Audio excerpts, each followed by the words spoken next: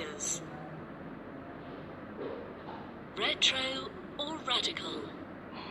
Why Joe Biden's instinctive caution makes real change possible.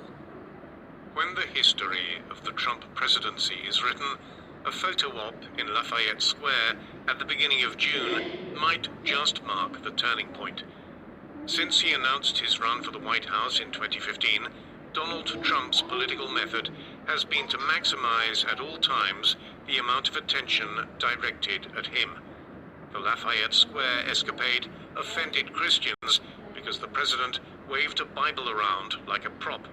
It embarrassed the country's most senior military commander, who later apologized for joining a political show that involved the tear gassing of peaceful protesters.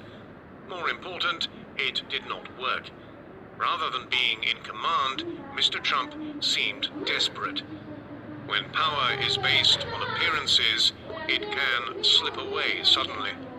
Before COVID-19 hit America, Mr. Trump looked likelier than not to be re-elected, thanks to a relentlessly growing economy. Incumbent presidents almost always win in such circumstances. Our election model made him a narrow favorite, even though he was a few points down in national polls with his rival, Joe Biden.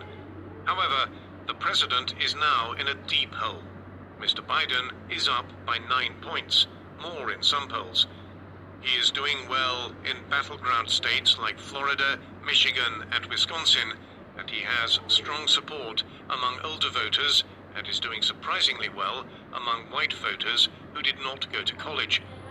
Our model now gives Mr. Trump only a roughly 10% chance of winning.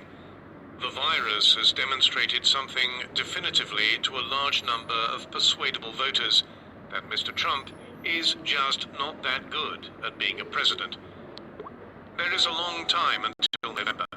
Anyone who has lived through the past decade knows that low probability events need to be taken seriously. If the virus recedes and the economy rebounds, Mr. Trump's chances may improve over the coming months. If the virus is still rampant and states have not organized themselves for voting by mail, the contest could be an unpredictable, low turnout affair. Either way, he will try to exploit the same divisions that have worked in his favor in the past. For all that, Mr. Biden finds himself in landslide territory without having had to do very much to get there. Mr. Trump's flailing has made a Democratic Senate majority possible. That opens up the chances of a highly productive presidency which once seemed inconceivable. Before COVID-19 and widespread social unrest, Mr. Biden's candidacy was about restoration, the idea that he could return America and the world to the pre-lapsarian days of 2016. It transpires that he could have the opportunity to do something big instead. Mr. Trump is already painting this as a threat. He wants to scare voters with warnings that his opponent is a doddering fool who will be taken hostage by dangerous radicals seeking to defund the police and confiscate everybody's guns. Some Democrats have the opposite fear of an old patriarch stuck in his centrist ways. And indeed, when Mr. Biden was first elected to Washington, Elvis Presley was playing in Hawaii and Leonid Brezhnev was General Secretary of the Soviet Communist Party. He has survived by adjusting his views on race, sex, religion, and other cultural signifiers as the Democratic Party has shifted. How, hot-headed Democrats say, can a man who has followed rather than led be trusted to fix America's ills? In fact, both points of view could turn out to be wrong. The dominant theory on the right and the left is that change in America is made by the extremes. On the right, that has meant Goldwaterism, the Tea Party, and Mr. Trump. On the left, it has meant the anti-Vietnam movement, social justice campaigns, and Bernie Sanders. There is something to this idea. Without these forces dragging him, Mr. Biden might not have moved.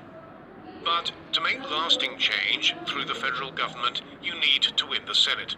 And that cannot be done with a candidate at the top of the ticket who frightens the voters. That is the paradox of Mr. Biden's candidacy. Because he has flip-flopped on abortion rights and school desegregation by busing, because he comes across as the grandfather he is viewed with suspicion on the left. Yet, that is precisely what makes him reassuring, or at least unfrightening, to voters in states like Montana and Georgia, where Democrats must win to gain a majority in the Senate. It is Mr. Biden's caution that opens up the possibility of more change than a real radical would. That may be even more true in 2020 than in the past. Though Mr. Trump's victory in 2016 was presented, not least by him, as the triumph of the enraged and downtrodden against a broken system, it came after 20 consecutive quarters of falling unemployment, when there were few threats from terrorism at home. This time is different. With 128,000 Americans dead from COVID-19, and with unemployment rife, the centrist virtues of decency, experience, and a willingness to act on advice from competent people could well seem more alluring. For a sense of what that means in practice, consider Mr. Biden's platform. His campaign website is a smorgasbord of policy plans, most of which would never happen even if he were to win. But two of them conceivably could. The first is a public option in healthcare, allowing Americans to buy health insurance from the government. America has been inching its way towards universal healthcare, a move that Mr. Trump has been unable to reverse. Under a Biden presidency, it could come within touching distance. The second policy is a significant reduction in greenhouse gas emissions. Mr. Biden wants to pass legislation to bind America to reaching net zero emissions by 2050. Add to this Mr. Biden's return to multilateral engagement in foreign policy, which America's allies would wholeheartedly endorse, and which could begin to steady a chaotic world. Even if Mr. Biden accomplished only part of this agenda, the criticisms from the Democratic left would seem churlish. Some consequential presidents have been accidental radicals. Think of Lyndon Johnson, who took office after JFK's assassination and passed the Civil Rights Act, or George W. Bush, transformed by 9/11 from a compassionate conservative into a neocon who started two of his country's longest wars. To have a hope of a transformative presidency, Mr. Biden must not misread the paradox on which his future depends. It is by cleaving to the center that he can best lead America in a new direction.